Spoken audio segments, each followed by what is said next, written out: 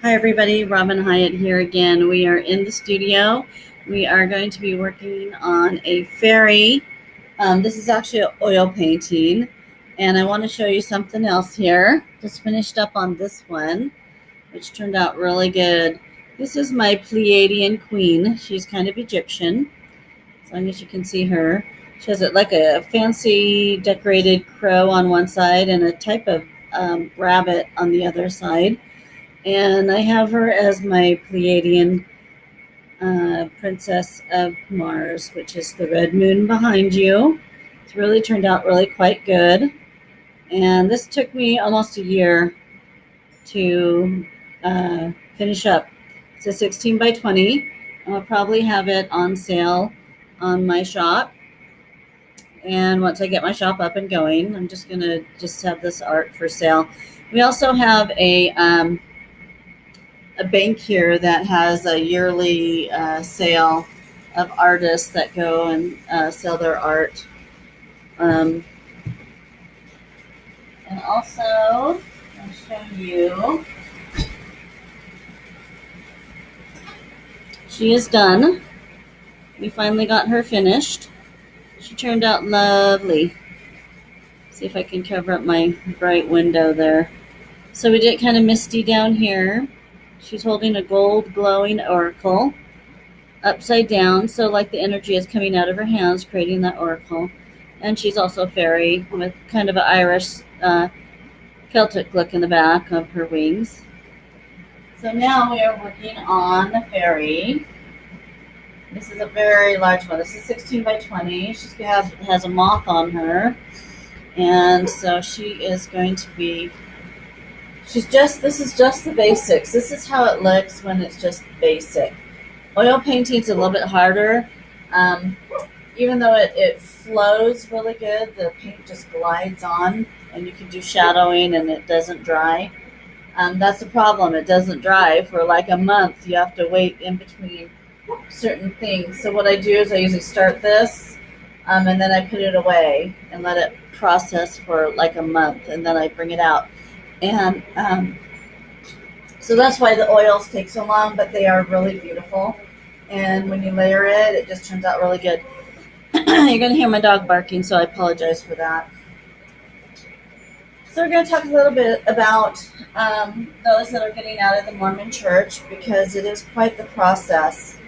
Once you have your awakening, it doesn't mean that all will happen. That's when you start your process of stepping away from the Mormon church.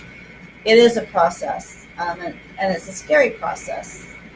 And you will have many people in the hierarchy, the stake president, all these guys are going to try to talk you out of it. Because they feel if you leave the church, you're going to be doomed forever. The only way you can have happiness, they believe, is by being a member of the Church of Jesus Christ of Latter-day Saints. And I think those years were my most unhappiest years as a Mormon. I always wonder how my life would have been if my parents never joined the church. And we had a non-Mormon existence. Because it even affects me to this day, even though I've been out for a long time. I still feel more comfortable around Mormons. If I'm at a work function, a school function, I realize that I will stand by the people that are Mormon because I can relate to them. I'm not a real heavy drinker. I don't really drink hardly at all. And I'll swear once in a while, but I actually am living my life like I would as a Mormon.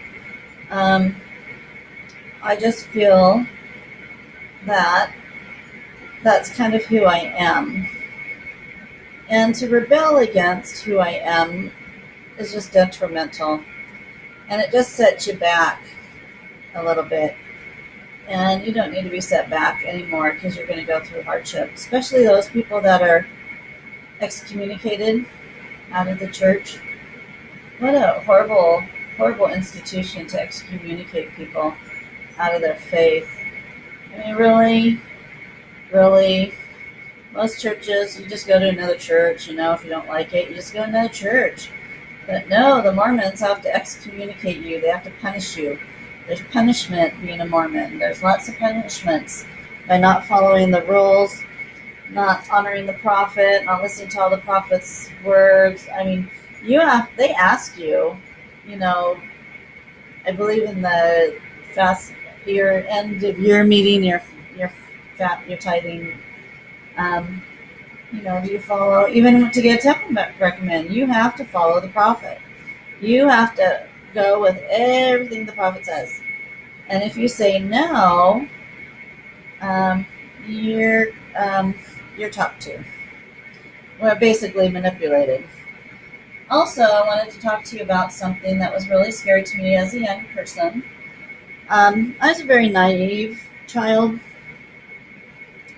and we used to have bishop interviews. And I think it was right after I was 8, when I was a member of the church, because you're baptized in the church at 8, so you're officially a member. And in these interviews with the bishop, you're alone with this older man who is usually your grandpa's age or older than your father, and he starts asking you sexual questions. He asked me if I had any sexual relationships with a guy. I said no. I didn't really know what he was talking about, because sex was the last thing on my mind as an 8, 9-year-old girl. I didn't even like boys. I just was riding my bike, having a good time with my friends. Then he asked me, even when you say no to that, then he asks you, well, have you ever kissed a boy? No. Have you, and this is the first time I ever heard this word, done any petting with a boy? And I go, petting? I didn't know what he was talking about. Petting. And he had to explain to me what petting meant sexually, when you start touching each other. And I went, no. I was so embarrassed. I couldn't get out of there fast enough. I absolutely hated talking with the bishop on stuff like that. So both my brother and I had to go through these interviews with the bishop. And he realized that both my brother and I knew nothing about sex at that young age. So he told my parents that they had to buy us a book on sex, on body parts, on sex. So my parents, good little Mormons, and I don't know if this happens in every ward, but in our ward, our bishop felt that we needed to know more about sex. So my parents had to buy a book on sex for children. And so we could come to understanding when we had our next interviews that we know what he's talking about. I hated those interviews. My mom even hated me going into those interviews, because I'd rather have had my mom with me there. And my mom could answer those questions better than I could, because I didn't know what they were talking about. It was just the stupidest thing.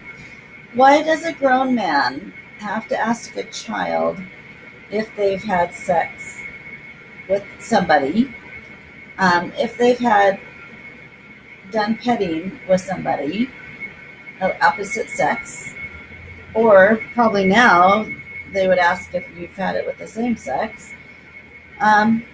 Why? Why does that have to? Why do those interviews have to be behind closed doors, without the parents, with a man? And even when you have, like, let's say some teens were having sex and the parents caught them, and they have to go talk to the bishop. The parents are still not with the kids. The bishop has to talk to them alone. He has a book he goes by, a guidelines book. And I know most bishops hated those books. Oh, I think that's my phone. Hated those books, but Why do we have to talk about sex with a grown man behind closed doors? Why?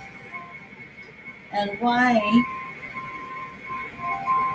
did we even have to go through that at all? Why does the bishop feel that he has to be our parents? Why does a strange man do that? I did find out one time when I was in a ward, there's a man, a bishop. I never liked him. He kind of creeped me out. I never liked him. I loved his family, though. He had several children. They lived way out, and he was a bishop. And if he wanted you for a calling, he would test you. And if you answered the questions correctly, then you would get that calling. I thought that was the stupidest thing, because what about going through the Lord? Aren't you supposed to get callings through the Lord? Isn't the Lord supposed to put you in those callings, not the bishop? Anyway, this guy had a lot of problems. And I found out that through time, because his wife finally divorced him, through time, he was molesting the children in the family, his kids. And it was coming to fruition that he was molesting others also. And this guy, I knew he was creepy. I just couldn't figure it out. And then the Mormon church just lets them disappear. Why wasn't there criminal action against this guy? If there was problems with children, why wasn't there criminal actions against this guy? Why? The Mormon church hides it. When I was teaching the youth, we had a poor family, and one of the girls was in my class, and I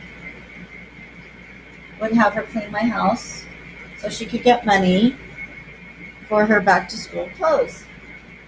And she just had to dust and vacuum, and that's pretty much it. Clean the glass. It was not a big home, but I gave her, like $30 because I wanted her to get clothes for school. And they were so poor, and I didn't want her to have second hand-me-down clothes. I wanted her to go buy new clothes. And so I worked for myself, and I was willing to front the money for her to do that. When she was and a lot of times I would just leave when she was there, and I would go grocery shopping and then come back and take her home. And so I came back, and she's sitting at my kitchen table, and she drew a picture. And I looked down at the picture, and to my surprise, the picture had, this girl is 11 years old. The picture that she had drawn was of a man on top of a woman, kind of in a stick figure. And I said, "How do you know to draw that? How did you know that?" And she goes, what she did is she crumpled up the picture and stuck it in her pocket. But she wanted me to see that. And she was asking for help. I could tell. And I asked her a few more questions, and she clammed up. That's as much as she was going to give me. So I went to the bishop, told him what happened. And the bishop said, "I'll take care of it." The bishop got back to me and told me a lie. What he told me was that this young girl had seen her parents having sex. So what she was drawing was a picture of her parents having sex, which was not true. I found out later it's not true. But he said, "There's some other stuff going on. I'm going to take care of it. So thank you for bringing this to my attention, and I'm going to take care of this." Well, something else happened. That this family, and I believe there was 3 girls and 2 boys in the family, very poor family, and they picked up one night and moved away, gone, because I think they found out that there was child molestation going on. and the bishop was starting to come down on him. I went through the avenues that I was taught to do. My mom said, "Why didn't you go to the police? Why didn't you go to the police?" And you want to know what? That didn't even occur to me to go to the police, because my authority was the bishop. I was to take all this stuff to the bishop, and he would deal with it. It wasn't my authority, because I was trained as a puppet in the church, that the men, the hierarchy, to take care of it. I never even thought about going to the police, to be honest with you. So, as I've told other people about that, I've gotten the same condemnation. Why didn't you go to the police? Because I said I trusted my bishop, and he said he would take care of it. And in my mind, I did what I was supposed to do, and the bishop would take care of it. Well, the bishop, we lost those people. We lost them. I did find the girl later through Facebook, and she's very happily married, beautiful girl, and she made it. She made it out of that conundrum of problematic family, and she looks beautiful. And I'm just sad that she had to go through that, and I wasn't strong enough or knowledgeable enough to make the right choice of going to the police. That was the right choice. I just did what I was told. So you guys, I'm working on this. This is going to take quite a long time, and I'll probably, I'm getting to the point where I'll do the other side of her shoulder and dress. And I think I'll probably put it away because it'll need to dry, and then I can start layering and layering and layering. And I haven't figured out what I want to do with the background. I always do dark and light, and I think I do that because that's who we are. We have dark times and light times, and that our thought process goes over to the dark side or over to the light side. So you'll see that in my paintings, that I will always have a contrast somehow on each side of my painting, except for those two fairies. I was practicing another girl's technique. So usually on my larger ones, you'll see dark and light. So you guys, peace out. If you are from the Mormon Church and you have any questions, contact me at robinhyatt@yahoo.com, and I'd be glad to get back with you.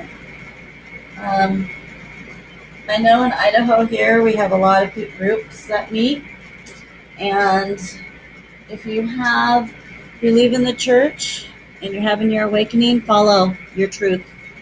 So peace out. Leave some comments. There's my peace out sign.